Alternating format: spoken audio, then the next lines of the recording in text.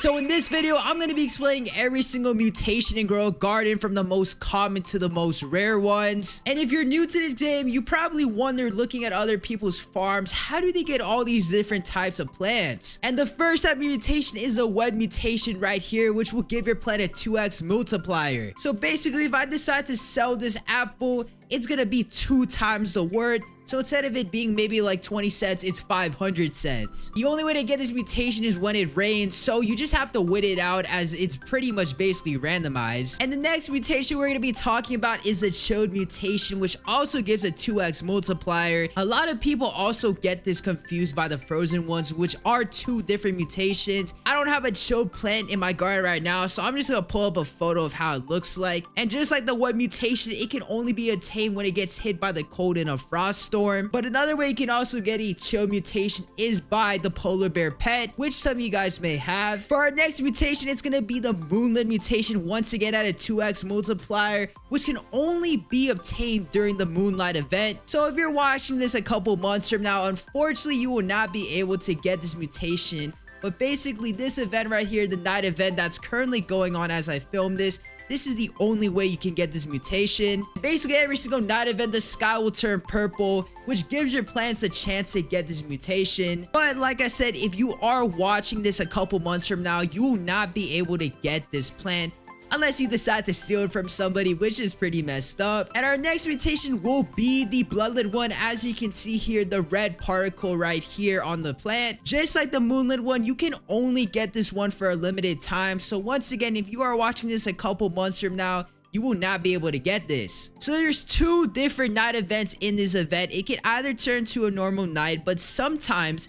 the sky will decide to go red, meaning that the blood moon event is actually happening. And that is the only way you can get this bloodlit plant right here. Just like the moonlit one, it's pretty much randomized and any single plant can get it. Since it's more rare for a bloodlit night to happen, this mutation actually gets a 4x multiplier compared to the 2 times one on the moonlit. So it's definitely way better. And for the next mutation, it will be the plasma mutation, which is pretty rare, coming in at a 5x multiplier.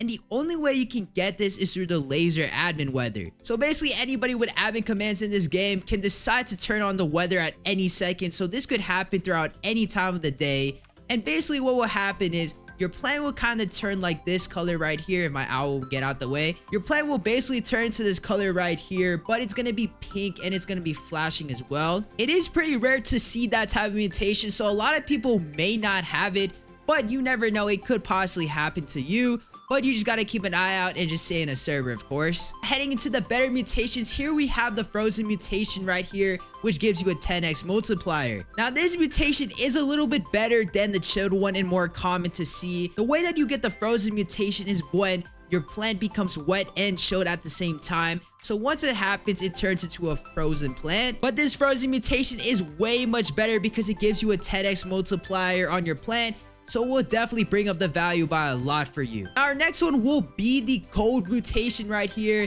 This is where things start to get good, with this one giving your plant a 20x multiplier. The way that you get the gold mutation is kind of RNG. This could randomly spawn at any time. For example, I could place any type of plant like this blueberry seed, and it has a chance to become golden. But another way to get a golden plant is through the sprinklers as well at the gear shop. My opinion is, if you are gonna buy a sprinkler, you should definitely get the master sprinkler, but most of the time it is not in stock, so you are gonna have to pay Robux for it. So if you're rich like that, I definitely do recommend it. Especially with a 20x multiplier, it's definitely good to at least try to use the sprinklers, as I have a bunch of golden plants here in my garden. And if I were to sell this beanstalk without the celestial or the wet mutation, I would definitely get a good amount of money on this. Now, the second type of RNG based plant that you can get from mutations is the rainbow mutation with a 50x multiplier. Just like the golden mutation, basically it can spawn at any random point when you spawn a new plant,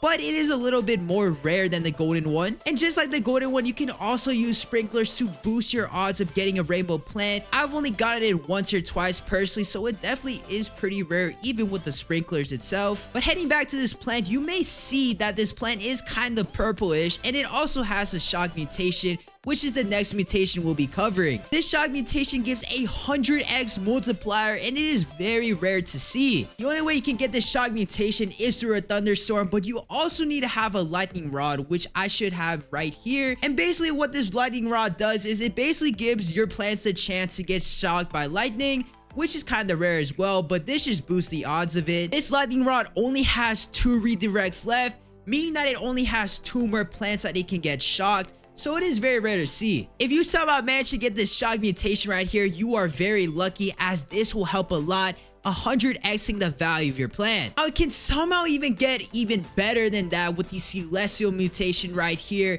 that gives you a 120x multiplier. Yes, you heard that right. The celestial mutation gives you a 120x multiplier, which is crazy to think about. And basically the way that you get this mutation is by the night event right here, but it has to be a bloody moon night instead of the normal one. And during the blood night event, a meteor shower happened towards the end, and you basically have to get lucky for one of them to hit your plants. But you can boost your odds by getting something called a star collar, which is basically this little star stick right here. And the only way that you can get it is during the bloody night event, so you have to wait for this. And I think it's about 125 million coins. And just like the lightning rod, this also has a limited amount of uses. I think it's only 3 or 5. Correct me if I'm wrong in the comments, but this one so far only has 2 left. But I was very lucky, as a lot of my plants do have the celestial mutation. So if I do decide to sell a bunch of my plants, I'm gonna be making a bunch of money. But the most rare mutation is the disco mutation, coming in at a 125x multiplier. Just like the plasma mutation, you can only get this if an admin enables it, which is pretty rare, and I have personally never seen it yet, but I do have a couple friends that do have some disco mutations. But if you are somehow lucky to get a disco mutation, it's going to be a flashing rainbow plant,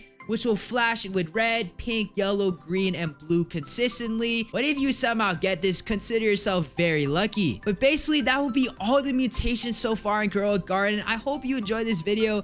Make sure to like and subscribe for more news and information, and I'll see you in the next video.